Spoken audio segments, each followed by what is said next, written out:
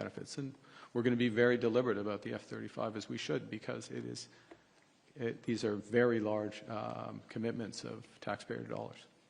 Next question, Murray. Hi, Prime Minister. Murray Brewster with CBC News.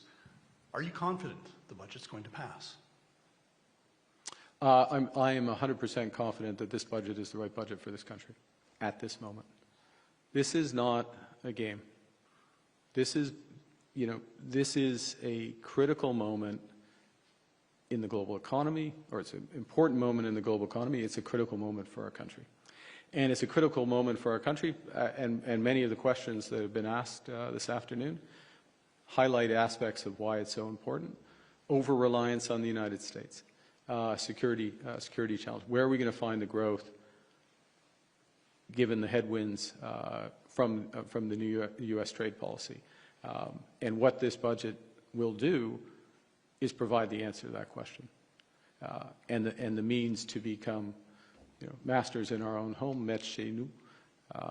So it's the right budget, and the responsibility of the government, myself, the Minister of Finance, and others, is to put forward the right budget for the country at a moment like this.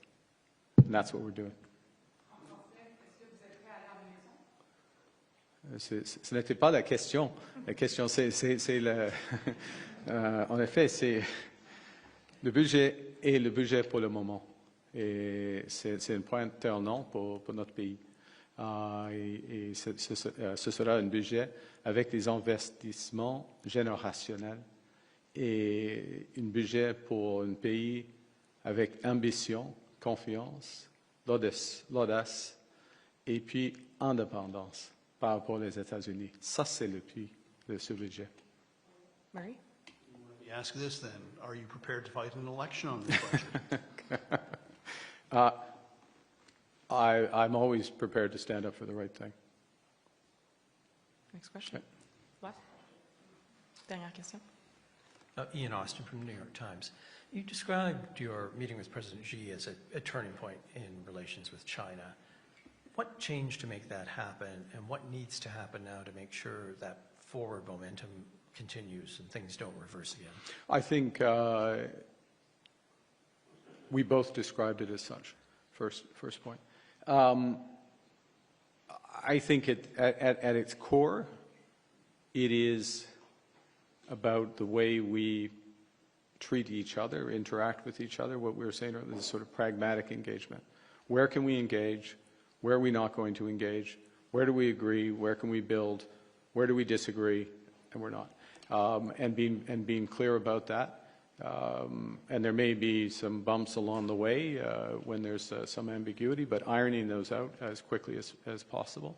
And then there is, because there are a lot of areas where cooperation makes sense. Look, I'll give you an example. We are two countries that care about climate change and care about global solutions to climate change. Right there's an enormous area for cooperation. We are two countries, at least Canada traditionally has been a country who understands the international monetary and financial system and the changes in the international monetary and financial system, understand the importance of financial stability, the issues with transition and other aspects. This is an issue when you're the rising economic power. So there's another area of engagement there. So there's a host of places where there is an alignment of issue above and beyond the direct commercial ties.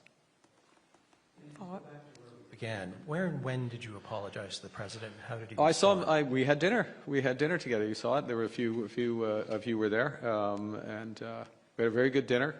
It was very cordial. And I spoke to him at the dinner privately, obviously. Privately, now it's public. There you go. Thank you.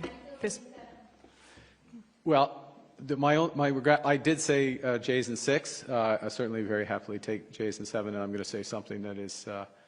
I was 100% cheering for them. I will confess that I was looking at my phone during session 2 of APEC, and I knew that we were, we had 2 on with no outs in the bottom of the 9th. I don't know if you were watching. Were you watching it? Watching, but you were picking it, yeah. And so I was, that was a bit of a blow. But in full disclosure, selfishly, the fact that I think I will be back in Canada in time to turn on the TV for Game 7, I'm grateful. I'm grateful for that. I'm sorry, guys. I'm grateful for that. And I feel very good. I feel very good about it. And I'll say one thing, which is something, since we're in the mode of conveying private conversation, since this is what I said, I can say it. What I said, one of the things I said to John Schneider, the manager, when I had the chance to go to the media day before the series started, is kind of the lesson of the way that the Jays play for the country, right? They take risk. You take risk, it doesn't always work out. Sometimes, you put someone on the mound or you put some, you pinch hit or pinch run for somebody, it doesn't work out, but they take risk. They're aggressive. And they're a team. I mean, they're clearly a team. And that's why, so you don't need all the payroll. You don't need to be the big American team to win the World Series. So I feel very good because if you're a risk taker, you play as a team. That gets you the World Series, and our Canada is taking risks, and we are a team. We are Canada strong. There you go. You asked for that last bit. Thank you very much. Prime Minister, this was an entire press conference. Est-ce qu'il y a une conférence de presse?